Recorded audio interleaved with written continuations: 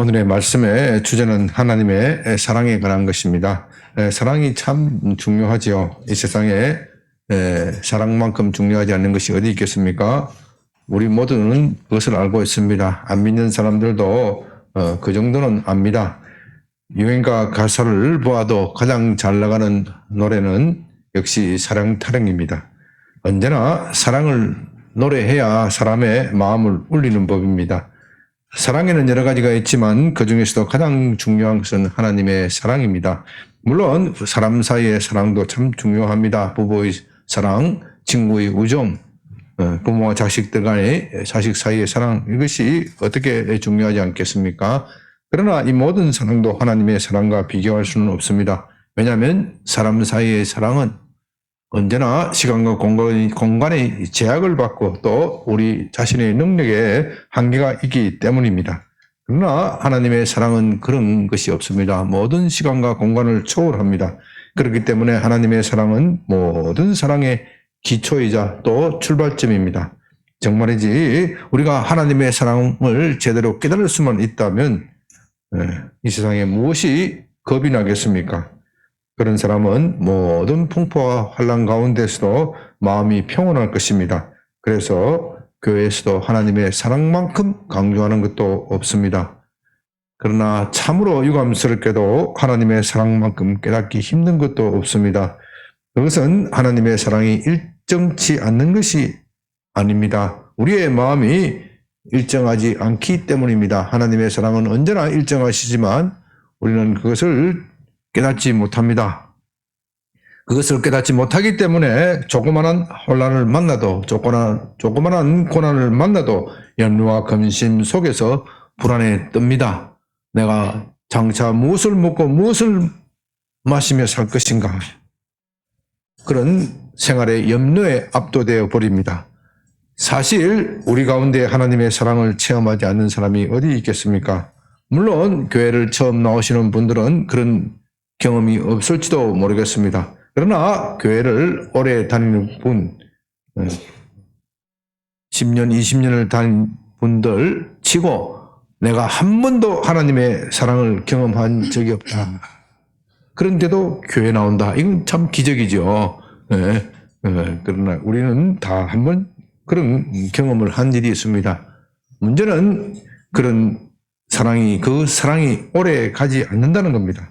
한때는 하나님의 사랑을 강렬하게 느끼고 심지어 주님을 위하여 죽겠다. 선교 어디로든 보내든 나는 주님을 위하여 선교를 할 것이다. 그렇게 결심하지만 시간이 지나면 이내 식고 정말로 하나님이 나를 사랑하셨는가 의심합니다. 이렇게 한번 의심하게 되면 계속 의심하게 되고 나중에는 믿음을 잃어버릴 수도 있습니다. 이내 차가운 현실에 붙드쳐 사랑의 간격은 식고 현실에 압도됩니다. 신앙은 몸이 건조해지고 교회에 다니는 것은 단지 의무이기 때문에 단지 습관적으로 다니는 뿐입니다. 흔히 하는 말로 사랑이 밥 먹여주는 것은 아닙니다.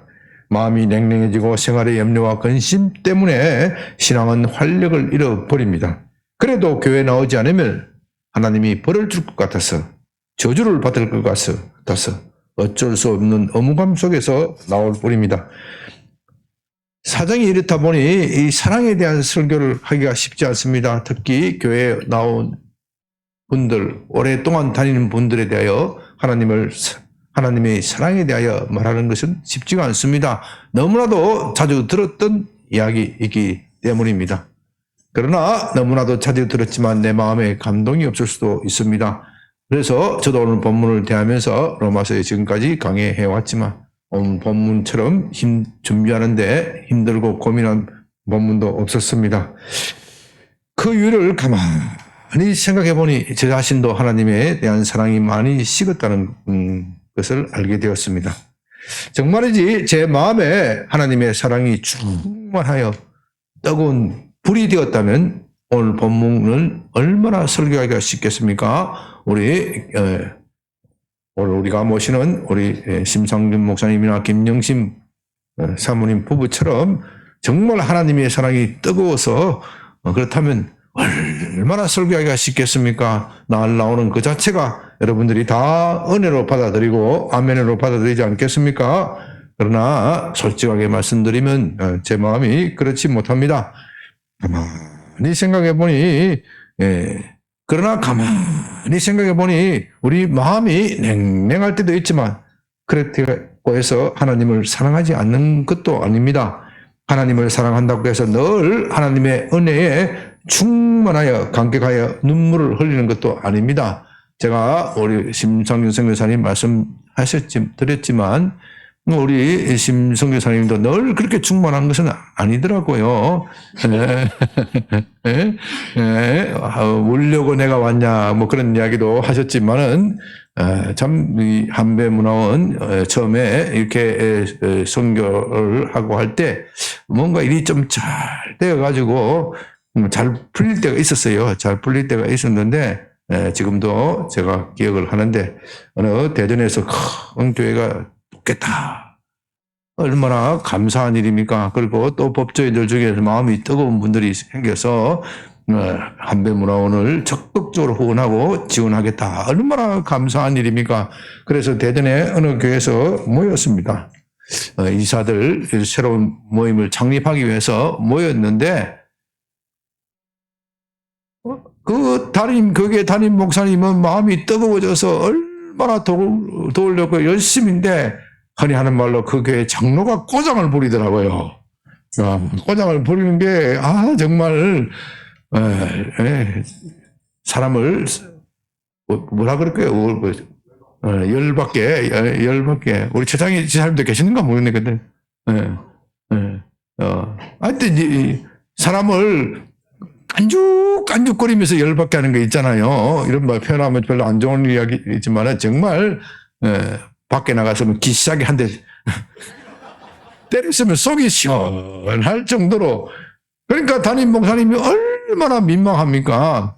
그러니까 보니까 이유는 단 한 가지예요. 이 설립하는데 자기가 주도권을 쥐어야 되는데 왜 담임 목사님이 앞장서서 주도권을 쥐느냐 이거예요.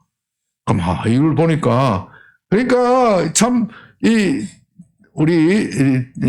담임 목사님하고 이 심성교사님은 이미 교감이 되어서 이렇게 탁탁 진행을 하는데 진행을 하려고 하는데 그 교회에서 가장 또 수석장로나 하나 뭐나 이 수석장로라는 인간이 예를 미기니까 우리 심 목사님이 얼굴이 울거락 하면서 얼마나 참 실망스럽게 돌아가는데 제가 참 민망스럽고 그렇다고 그 장로를 붙잡고 참 내가 예수 안 믿어서면 진짜 맥살이를 잡고 끌어내리겠구만.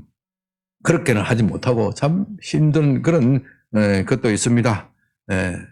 그런 것을 만나면 그런 일을 만나면 우리는 참 실망하고 하나님이 왜 이러시나? 하나님 나를 사랑하는 것이 맞나? 나는 하나님을 그렇게 열심히 사랑하는데 왜 이렇게 일이 안 풀리나? 그렇게 생각할 때가 있지요. 그렇기 때문에 하나님을 사랑한다고 해서 우리가 늘 하나님의 은혜에 충만하여 감격하여 눈물을 흘리고 그런 것도 아닙니다. 하나님을 사랑하지만 때로는 감정이 따르지 않을 수도 있습니다. 그래서 우리는 사랑에 대하여 많은 연구를 해야 됩니다. 그것은 감정만의 문제가 아니기 때문에 더욱 그렇습니다. 물론 감정이 있어야겠지만 그것이 전부는 아닙니다. 그런 점에서 하나님을 사랑한다는 것은 남녀의 사랑과 유사한 점이 있습니다. 젊었을 때 신혼부부나 청춘 남녀는 뜨겁게 사랑합니다. 서로 보기만 해도 가슴이 벌렁거리고 손만 잡아도 전기가 오를 때가 있지요. 그러나 그런 사랑은 오래가지 않습니다. 사랑하는 부부가 연애할 때는 눈곱에 띈 얘도 눈곱도 아름답게 보이지만 건태기가 빠지면 참 보기가 싫습니다. 아침에 일어나 화장하지 않는 여자의 얼굴을 보는 것처럼 괴로운 것도 없습니다. 내 여자가 맞나? 그렇게 의심스럽지요.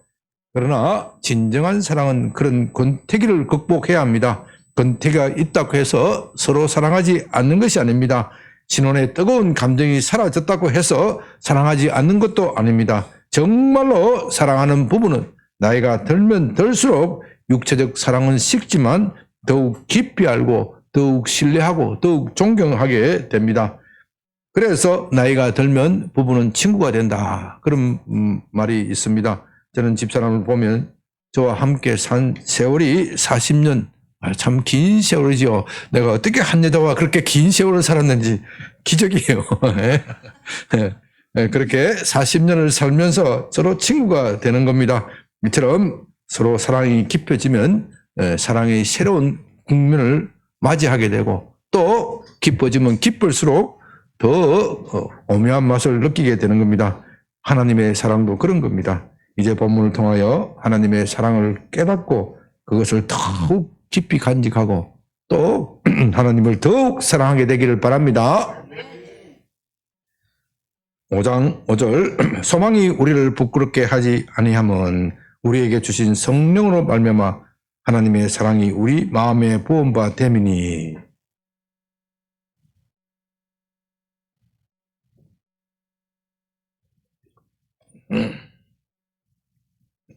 지난주에 믿는 사람에게도 환난, 고난은 온다고 말씀드렸죠. 아니, 우리가 믿기 때문에 당하는 고난이 있습니다.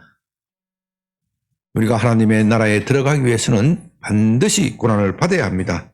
그런데 우리는 고난을 당할 때 참 실망스럽습니다. 때로는 괜히 믿었다, 그런 생각이 들 때도 있습니다. 그러나 5절에서 소망이 우리를 부끄럽게 하지 않는다고 말합니다. 우리 믿는 사람들은 소망이 있습니다. 비록 이 세상에서는 환난을 당하지만 그 환난은 오래 가지 않을 것입니다. 우리는 반드시 그 환난을 이겨낼 것입니다. 무엇보다도 환난은 인내는 연단은 소망을 이룰 것입니다. 이 연단을 받고 소망을 이루어야 하나님이 우리를 마음대로 쓰실 수 있고, 또 우리는 더욱더 환난 속에서 기뻐하며 즐거워할 것입니다. 무엇보다도 하나님은 환난을 당한 우리에게 우리 마음에 사랑을 부어 주십니다.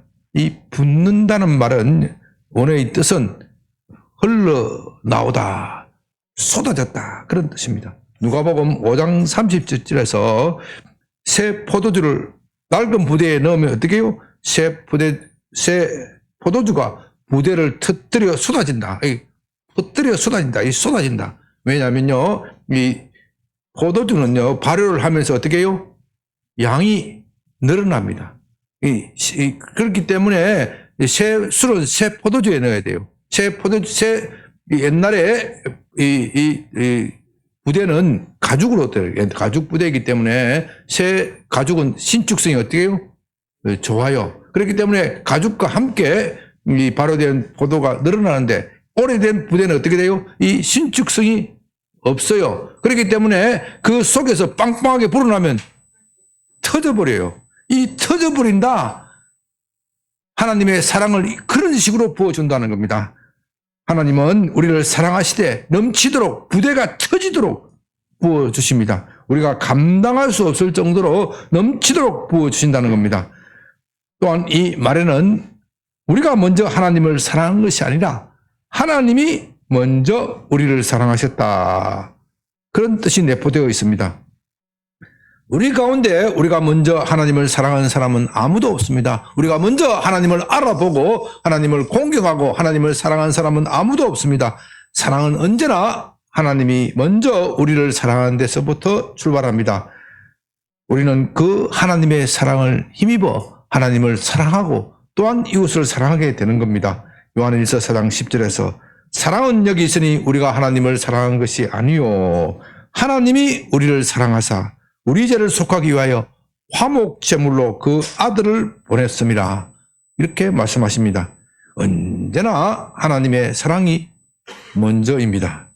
하나님은 인간을 사랑하셨습니다. 그 이유는 인간이 하나님의 피조물이기 때문입니다. 다른 이유는 없습니다. 하나님의 피조물 가운데서 가장 뛰어난 결작품이 인간이기 때문에, 그것이기 때문에 하나님은 우리를 사랑하십니다. 우리도 우리가 낳은 자식을 사랑할 줄 압니다. 우리가 자식을 사랑하는 이유는 다른 것이 없습니다. 그것이 내가 낳은 자식이기 때문에 그런 겁니다. 그와 같이 인간은 하나님이 지으신 존재이기 때문에 하나님은 인간을 사랑하십니다. 그래서 하나님은 사랑이라고 말하는 겁니다. 6절 우리가 연약할 때, 우리가 아직 연약할 때 기약대로 그리스도께서 경건하지 않는 자를 위하여 죽으셨도다. 하나님이 우리 마음에 사랑을 부어주신다면 우리가 그것을 어떻게 할 수 있을까요? 그것을 설명하는 구절이 바로 6절 이하의 말씀입니다. 여기서 연약하다 하는 말은 힘이 없다, 무능하다, 어떻게 할 도리가 없다, 그런 뜻입니다. 우리는 힘이 없어 죄에 굴복합니다. 흔히 하는 말로 마음에는 원이지만, 마음에는 착한 사람이 되기를 원하지만 육신이 약하여 죄를 짓습니다. 그렇게 죄에 굴복하는 순간 우리는 마귀의 종이 됩니다. 마귀의 종이 되면 우리는 더욱 약해지고 마귀의 형포에서 벗어날 길이 없습니다. 가련하게도 그것이 우리 인간의 처지입니다. 그래서 우리는 온갖 약함에 둘러싸여 있습니다. 마음이 약하여 쉽게 죄를 짓고 또 몸이 약하여 온갖 병에 취약합니다. 우리의 육신이 병에 들고 나중에 죽는 것도 이 죄와 마귀의 권세, 사망의 권세라고 부르는 것이죠. 이 죄와 마귀의 권세 때문입니다. 우리로서는 이 죄와 마귀의 굴레에서 벗어날 길이 없습니다. 바로 그것 때문에 우리는 이 죽을 몸을 가지고 이 땅에 살면서 생고생하면서 사는 겁니다. 그리고 마지막으로 죽어서는 영원한 지옥의 형벌을 받게 됩니다. 그런데 그리스도께서 경건하지 않는 자를 위하여 죽으셨다, 그렇게 말하였습니다. 경건하지 않는다는 뜻은 그냥 불경하다 그런 뜻이 아니고요. 하나님에 대한 존경심이 없다, 하나님을 두려워하지 않는다, 그런 뜻입니다. 우리는 하나님을 피조물이기 때문에 하나님을 두려워하는 것이 당연한 일입니다. 여기서 두려워한다는 것은 독재자 앞에 섰을 때 무서워서 벌벌 떤다, 그런 두려움이 아니지요. 그것은 공포입니다. 그런 두려움이 아니라 사랑하면서 존경한다, 그런 뜻입니다. 장성한 자식은 늙으신 아버지를 공경합니다. 아버지가 늙으셔서 힘이 없어도 그래도 아버지를 공경합니다. 아버지를 무서워서 벌벌 떨지는 않지만 그래도 아버지를 두려워합니다. 그와 같이 하나님을 두려워한다는 것은 하나님을 사랑하면서도 무서워한다, 그런 뜻입니다. 우리도 우리 아래에 있는 것이, 우리 아래에 있는 존재가 우리를 그렇게 공경하기를, 두려워하기를 바랍니다. 요즘 반려동물 또는 애완동물을 키우는 사람들이 참 많아졌는데, 그렇다고 해서 이 애완동물이 우리 머리 위에 서서 군림하기를 바라는 사람은 아무도 없을 것입니다. 그것을 왜 우리가 사랑합니까? 우리 말에 잘 따르고 잘 꼬리를 치기 때문에 그런 것입니다. 그런데 그런 동물들이 우리의 권리를 인정하지 않고 우리 위에 군림하려 든다면 우리는 결코 용납할 수 없습니다. 요즘 동물을 보호하는 법이 있어 그렇게 하시기는 어렵겠지만 옛날 같으면 사정없이 발로 걷어 찰 것입니다. 주인이 오면은 꼬리를 살랑살랑 흔들고 반겨줘야지 주인을 향해서 캥캥거리고 물고 이러면 어떻게 해요? 몽둥이로 때려버려야지. 못된 강아지는 몽둥이 때려야지. 그렇게 했더라도 나쁜 버릇을 고쳐주는 것이 당연한 이치입니다. 만일 그래도 고치지 않는다면 아낌없이 버릴 것입니다. 그것은 당연한 것입니다. 그런데 사람은 하나님을 공경치 않았습니다. 하나님께서 그렇게 해서는 안 된다고 말함에도 불구하고 하나님의 명령에 불순종하고 계속해서 불순종하였습니다. 하나님을 두려워하지 않았습니다. 하나님을 무시하고 자기 마음대로 삽니다. 하나님은 당연히 그런 사람들을 걷어차 버리고 버릇을 단단히 고쳐놓아야 합니다. 그런데도 하나님은 징벌하지 않으시고 오히려 그들을 사랑해 주십니다. 그들을 너무도 사랑한 나머지 자기 아들을 주셔서 화목제물로 삼게 하였습니다. 그렇게 하심으로써 하나님은 인간에 대한 자기의 사랑을 확실하게 보여주십니다. 7절 의인을 위하여 죽는 자가 쉽지 않고 선인을 위하여 용감히 죽는 사람이 혹 있거니와 우리가 아직 죄인 되었을 때 그리스도께서 우리에 대한 자기의 사랑을 확정하셨느니라. 우리는 이 세상에 살면서 남을 위하여 선행을 베풀 수는 있습니다. 그러나 자기의 몸을 줄 수는 없습니다. 우리의 목숨은 단 하나뿐인데 어떻게 남을 위하여 내줄 수 있겠습니까? 간혹 부모 가운데 자식을 위하여 죽는 사람은 있지만 그러나 그것도 쉽지는 않습니다. 그래도 우리는 매우 드물게 남을 위하여 자기 목숨을 내놓는 사람을 역사에서 봅니다. 예를 들면 우리나라가 일본 제국주의의 침략을 받았을 때나 북한 공산주의자가 남한을 침략하였을 때 자기의 목숨을 희생하면서 자기의 목숨을 버리면서 조국을 지킨 분이 있습니다. 그것은 매우 고귀한 일이고 우리 모두 그런 분들을 존경합니다. 그러나 악한 사람, 악인을 위하여 자기 목숨을 내놓는 사람은 아무도 없습니다. 더구나 자기를 배신한 사람을 위하여 자기 목숨을 희생하는 사람이 어디 있겠습니까? 그러나 그리스도께서는 죄인을 위하여 그렇게 하셨습니다. 여기서 죄인이라는 것은 단순히 이 세상의 형법을 어겼다, 이 세상의 법을 어겼다 그런 죄를 말하는 것이 아닙니다. 그것은 하나님께 다시는 씻을 수 없는 매우 중한 죄, 하나님께 반역한 죄를 말합니다. 이 세상의 모든 죄 가운데 하나님을 하나님으로 인정하지 않는 죄가 가장 큰 죄입니다. 한 나라 왕이 있는데 그 신하나 백성이 왕의 권위를 인정하지 않겠다. 나는 당신을 왕으로서 인정하지 않겠다. 내 마음대로 살겠다. 그렇게 말한다면 그건 군주를 기만한 죄이고 당연히 반역죄로 다스려야 합니다. 어느 나라나 할 것 없이 반역죄는 사형에 처하게 되어 있습니다. 물론 요즘은 민주주의가 대세이고 군주제를 유지한 나라가 많지 않지만 민주국가에서도 국가의 권위, 법의 권위를 인정하지 않는 것은 매우 중요한 범죄입니다. 누가 그런 중한 죄를 지은 사람을 위하여 자기의 목숨을 내놓겠습니까? 그렇게 하다가는 잘못하면 공범으로 몰려 크게 경을 칠 수 있습니다. 그런데 그리스도께서는 죄인을 위하여 그렇게 하셨다는 겁니다. 그리스도께서 그렇게 하신 것은 무슨 대가를 바라고 하신 것이 아닙니다. 단지 하나님이 그것을 원하셨고 그리스도는 하나님의 뜻을 따라 그렇게 하신 것입니다. 그렇게 하심으로써 하나님의 사랑을 보여주십니다. 그렇기 때문에 우리로서는 하나님의 사랑을 의심할 여지가 없습니다. 만일 그것을 의심한다면 하나님의 호의를 의심하는 것이 되어 더욱 죄가 가중됩니다. 그렇기 때문에 예수님은 모든 죄 중에서 가장 중요한 죄는 아들을 믿지 않는 죄, 아들을 받아들이지 않는 죄가 가장 중요한 죄다. 그것은 하나님을 가장 멸시한 죄이기 때문에 그렇습니다. 우리는 여기서 그리스도께서 어떻게 자기를 희생하셨는지 살펴볼 필요가 있습니다. 예수님은 하나님이십니다.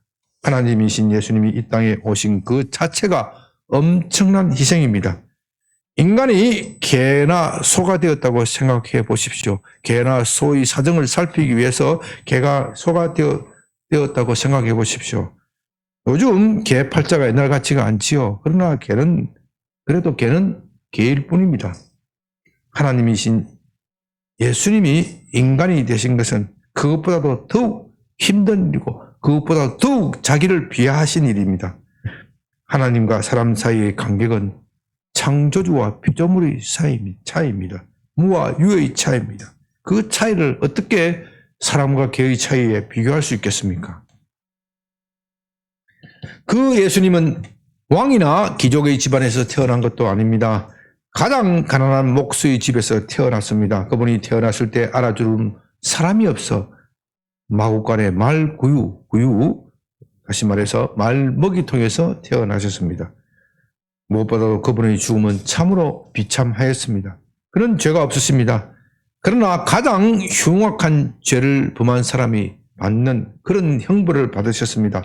로마 군병은 그에게 뺨을 때리고 침을 뱉어 모독하였습니다. 그리고 채찍질하였습니다. 로마의 채찍은요, 끝에 쇠뭉치나 날카로운 뼈가 있어 그것을 사람의 등에 내리치면 사람의 등에 사람의 살점에 확 꽂힙니다. 확 꽂히고 그것을 다시 떼어버리면 살점이 떨어져 나옵니다. 그래서 온몸이 피에 적시게 됩니다. 예수님은 그런 고문으로 몸이 만신창이가 되셨습니다. 그리고 마지막으로 십자가를 지셨습니다. 십자가의 형벌은 너무도 비참하고 모독적인 것이기 때문에 로마 시민에게는 가해지지 않는 것입니다. 오직 노예나 전쟁 포로에게 가해지는 무서운 형벌입니다. 예수님은 그런 형벌을 다 받으셨습니다. 그러나 예수님이 그와 같은 형벌을 받으신 것은 죄가 있기 때문이 아닙니다. 그분이 죄가 없다는 것은 하늘도 알고 땅도 압니다. 로마 총독 빌라도도, 재판장인 로마 총독 빌라도도 예수님이 죄가 없다는 것을 알고서는 형벌을 선고하면서도 자기 손으로 손을 물로 씻었습니다. 그것은 무죄한 피를 흘리는데 나는 관여하지 않겠다. 그런 표시이죠. 예수님이 그렇게 비참한 형벌을 받으신 것은 우리를 위한 것입니다. 우리가 그 형벌을 받아야 하는데 예수님이 대신하여 그 벌을 받으신 것입니다. 그래서 이사야서 53장 5절에서는 이렇게 말합니다. 그가 찔림은 우리의 허물 때문이요 그가 상함은 우리의 죄악 때문이라. 그가 징계를 받음으로 우리는 평화를 누리고 그가 채찍에 맞음으로 우리는 나음을 받았도다. 이렇게 예수님은 죽음으로써 하나님이 우리에 대한 사랑을 보여주셨습니다. 확실하게 보여주신 것이죠. 그보다 더 확실하고 강력한 방법은 없습니다. 그러므로 그리스도의 십자가는 하나님의 사랑의 가장 높은 봉우리, 절정입니다. 그러나 문제는 남아 있습니다. 우리가 아무리 하나님이 우리에게 그렇게 사랑을 베푸셨더라도 나 자신이 그것을 인정하지 못한다는 사실입니다. 도대체 예수가 2000년 전에 십자가에서 죽임을 당한 그 사건이 나와 무슨 상관이 있습니까? 나와 상관이 있어야 구원도 받고 은혜도 받고 하나님의 풍성함을 체험할 수 있는 것인데 도대체 나와 무슨 상관이 있습니까? 그것을 우리 인간의 힘으로 깨달은 사람은 아무도 없다는 겁니다. 자기 스스로 그것을 깨달은 사람은 아무도 없습니다. 이 세상 사람들에게 물어본다면, 예수의 죽음에 대하여 물어본다면 진지한 사람들은 이렇게 말할 것입니다. 참 애석한 일이다. 그분은 참 훌륭한 분이고 선인이다. 이 세상에 그분처럼 훌륭하게 사신 분이 어디 있느냐. 그러나 그것이 나와는 무슨 상관이 있느냐. 그렇게 대답할 것입니다. 예수의 죽음과 나와는 무슨 상관이 있습니까? 고린도전서 2장 8절에서 이렇게 말합니다. 이 지혜는 이 세대의 통치자들이 한 사람도 알지 못하였나니 만일 알았더라면 영광의 주를 십자가에 못 박지 아니하였으리라. 2000년 전 사람만 그러는 것이 아니고 오늘날 우리도 그렇습니다. 십자가는 하나님의 지혜입니다. 그러나 누구가 그것을 깨달을 수 있겠습니까? 만일 세상 사람들이 그것을 깨달았더라면 예수님을 십자가에 못 박지 않았겠지요. 오늘날 시대도 마찬가지입니다. 만일 그것을 깨달았더라면 자진하여 십자가 앞에 왔겠지요. 그러나 이 세상에서는 그런 사람은 아무도 없습니다. 그래서 본문 5절이 다시 돌아갑니다. 5절이 참 중요합니다. 본문 5절에서 우리에게 주신 성령으로 말미암아 하나님의 사랑이 우리 마음에 부음바 되었다. 그렇게 말합니다. 다시 말해서 하나님의 성령이 아니고서는 예수님의 십자가 사건이 나와 연관 지을 수 없다. 십자가 사건을 온전히 이해할 수 없다는 겁니다. 이것은 매우 중요하기 때문에 다시 말씀드립니다. 예수님의 십자가의 사건은 하나님의 성령이 아니고서는 깨달을 수 없습니다. 이것을 말하는 성경의 말씀은 너무도 많기 때문에 일일이 열갈 시간이 없습니다. 대표적인 구절만 살펴봅니다. 고린도전서 12장 2절 그러므로 내가 너희에게 알리노니 하나님의 영으로 말하는 자는 누구든지 그리스도를 예수를 저주할 자라 하지 아니하고 또 성령으로 하지 아니하고는 예수를 주시라 할 수 없느니라. 고린도전서 2장 9절 10절 기록된 바 하나님이 자기를 위하여 사랑하는 자들을 위하여 예비하신 모든 것은 눈으로 보지 못하고 귀로 듣지 못하고 사람의 마음으로도 생각하지 못하였느니라. 오직 하나님이 성령으로 이것을 우리에게 보였었으니 성령은 모든 것 곧 하나님의 깊은 것까지도 통달하시느니라. 그러므로 우리는 이렇게 말할 수 있습니다. 오직 성령 받은 사람만이 하나님의 사랑을 깨닫고 느낄 수 있다. 다시 말씀드립니다. 사랑은 성령 받은 사람만이 알 수 있습니다. 그것이 영원한 진리입니다. 그렇다면 우리 마음이 식어지고 냉랭한 것은 성령이 충만하지 못하기 때문이다. 그렇게 말할 수 있습니다. 사실이 그렇습니다. 우리 마음이 성령으로 충만할 때는 그에 비례하여 하나님의 사랑도 충만해집니다. 우리는 그렇게 말할 수 있습니다. 하나님이 우리 마음에 사랑을 부어 하는 것을 느껴집니다. 그러나 성령에 충만하지 못하면 하나님의 사랑도 식어집니다. 마음이 냉랭해집니다. 그렇기 때문에 성령 충만의 가장 본질적인 표지는 하나님의 사랑이 느껴진다는 겁니다. 이게 참 중요한 말씀입니다. 성령이 충만해져야 어떻게 해요? 하나님의 사랑을 느껴집니다. 성령은 우리가 거듭날 때 우리 속에 들어오시지만 들어오신 성령은 우리를 영원히 떠나지 않지만 우리가 성령에 충만하지 못하면 하나님의 사랑을 어떻게 해요? 느끼지 못해요. 무덤덤해지요. 성령이 충만해져야 우리 속에 있는 성령이 충만해져야 하나님의 사랑을 강렬하게 느끼는 겁니다. 성령은 우리 마음에 하나님의 사랑을 부어주십니다. 때로는 우리가 알 수 있도록 강렬하게 부어주시지만 때로는 우리도 모르게 엄밀하게 부어주십니다. 이 엄밀하게 부어주시는 성령을 체험해야 합니다. 제가 여기에 대하여 체험한 것을 말씀드립니다. 저는 믿지 않는 가정에서 태어났습니다. 우리 집안에 예수 믿는 사람은 아무도 없습니다. 흔히 하는 말로 교회 근처에 가본 사람도 없습니다.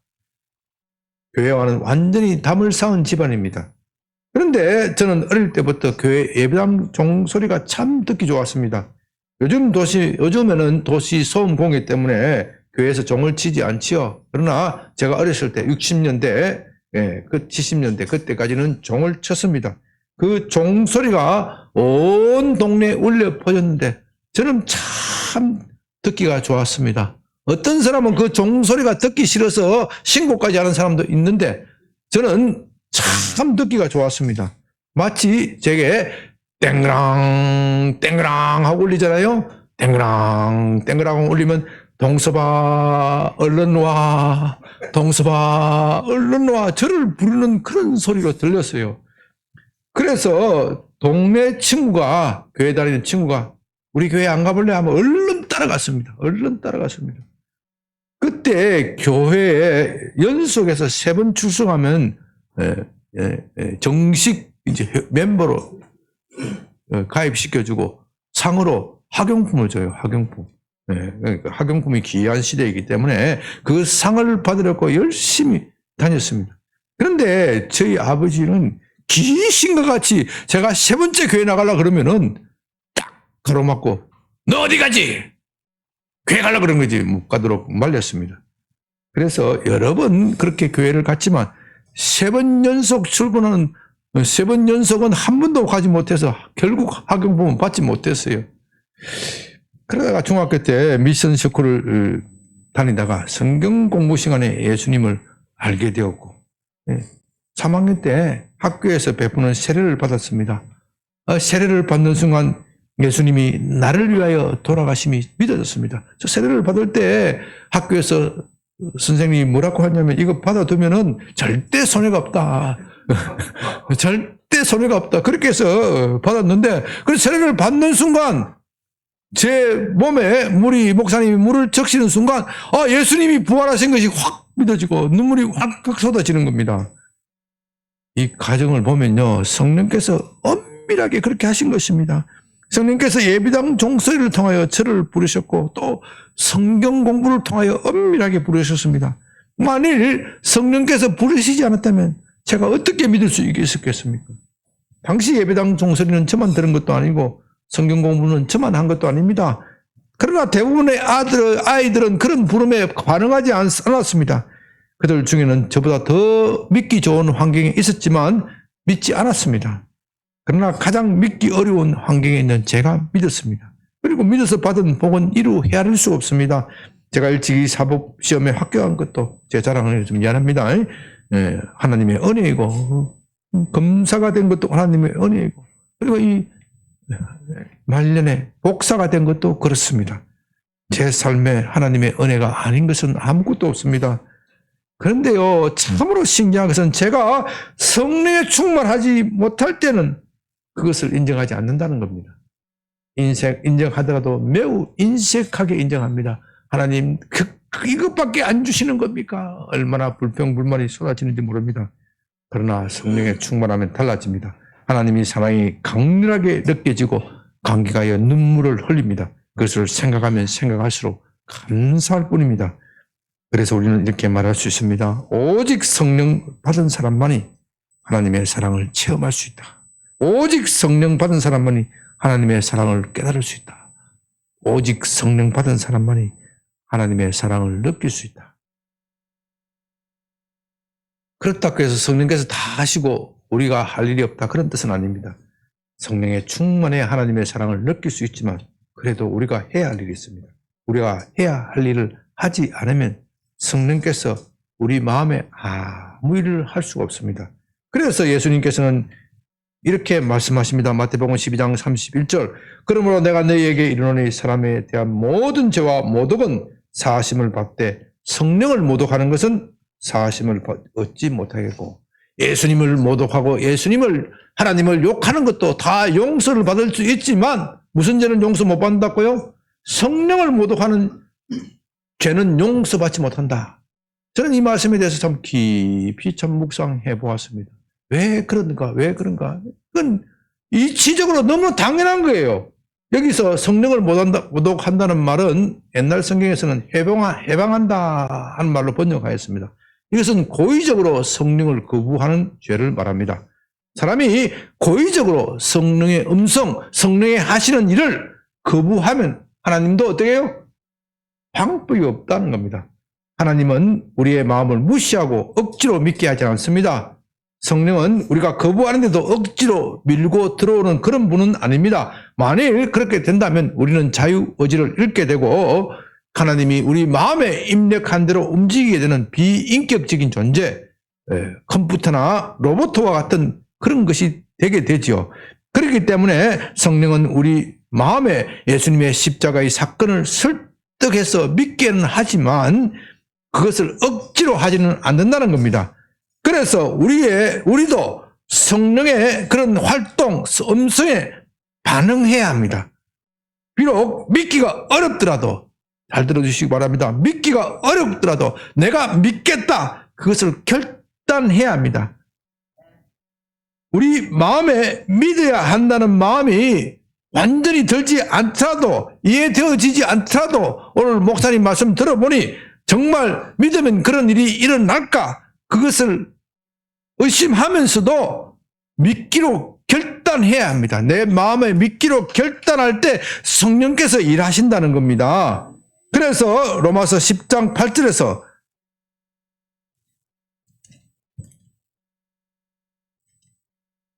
내가 만일 내 입으로 예수를 주로 시인하고 또 하나님께서 그를 죽은 자 가운데서 살린 것을 내 마음에 믿으면 어떻게 해요? 구원을 받으리라. 여기서 이 순서를 보십시오. 뭐가 먼저입니까?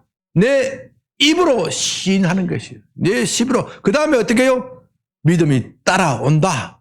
우리 입으로 시인을 해야 됩니다. 입으로 시인한 단계는요, 긴가민가 믿으면 저렇게 좋은데 나도 한번 믿어볼까 말까 마음에 망설이는 단계입니다. 그것을 입으로 시인하면 어떻게 돼요? 믿게 되어진다. 왜? 성령께서 일하시기 때문에.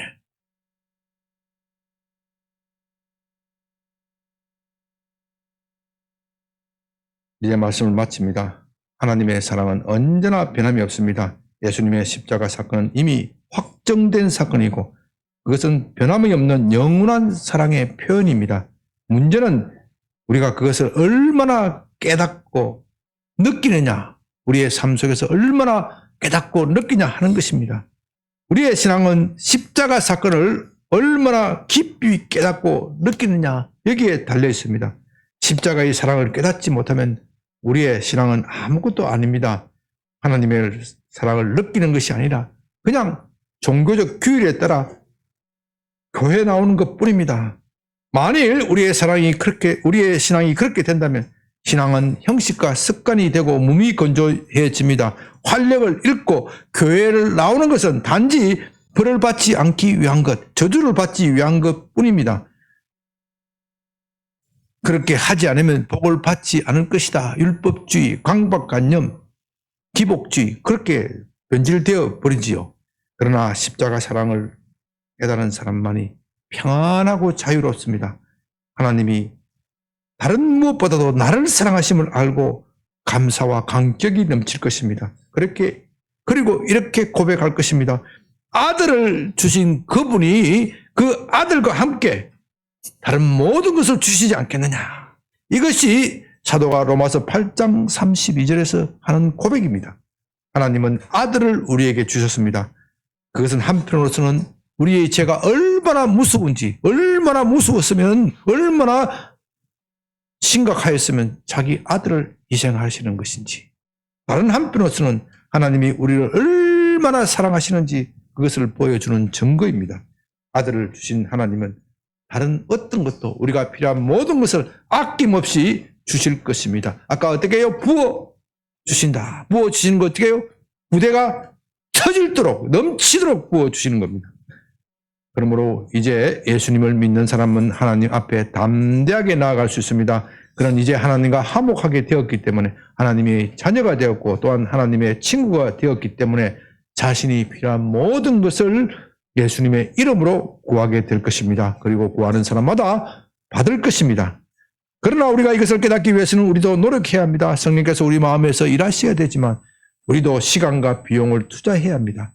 이 세상에 일은 투자해야 열매를 맺을 수 있습니다. 주식을 투자하는 사람은 주식에 대해서 공부를 많이 해야 됩니다. 섣부르게 주식 투자하다가 어떻게 해요? 망한 사람이 한두 사람이 아닙니다. 우리 청년들 가운데 되게 그런 경험을 많이 했죠. 주식에 돈을 벌려면 어떻게 해야 돼요?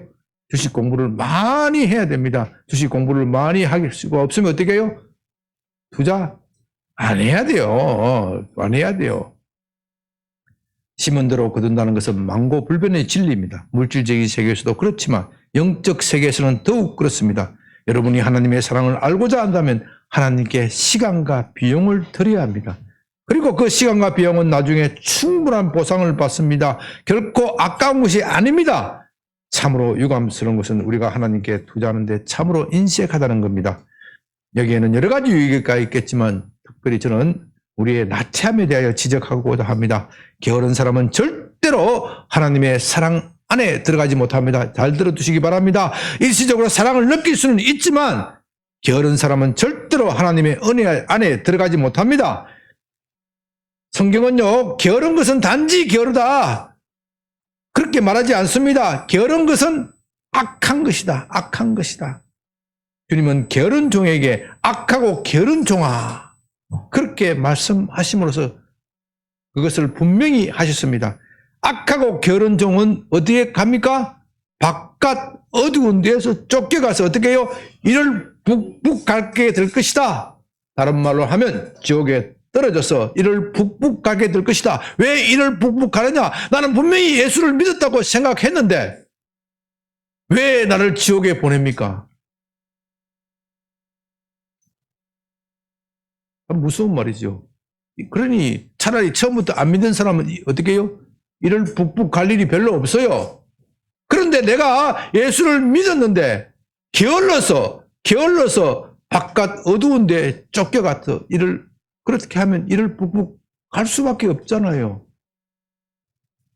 참 이거 왜 이런 것인지 설명하려면 또 시간이 많이 걸립니다.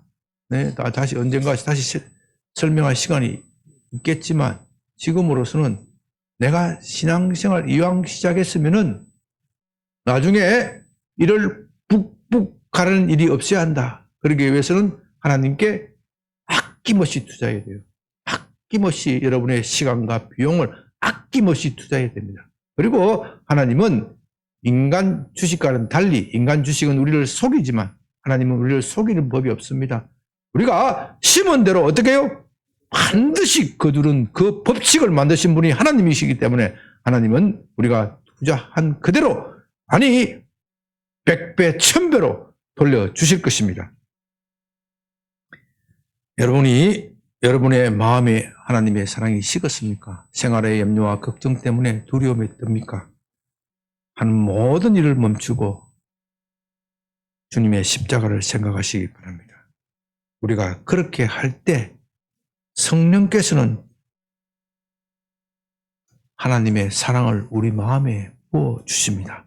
그리고 이렇게 말하실 것입니다. 아들을 내게 준 내가 아들과 함께 너의 필요한 모든 것을 주지 않겠느냐. 함께 기도합니다.